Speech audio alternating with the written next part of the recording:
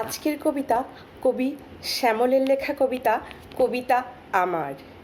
আকাশ পেল কবিতা আমার পাখি হয়ে ডানা মেলে, শ্যামবনানীর শীতল হাওয়ায় সে ফুলের সুগন্ধি ঢালে। আকাশ মেঘের সঙ্গে মিশে সে আপন মনে হাসে, আবার সোদা মাটির গন্ধ টানে গাছের সবুজ চিকন পাতায় বৃষ্টি হয়ে ভাসে।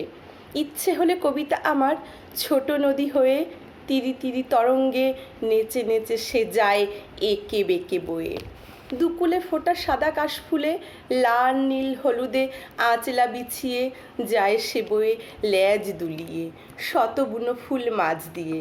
তোমায় পেলে কবিতা আমার খুশিতে আপন ছন্দে দোলে, তোমার বুকের গভীর স্পর্শ সুধায় কবিতা আমার যুগল আখি মেলে।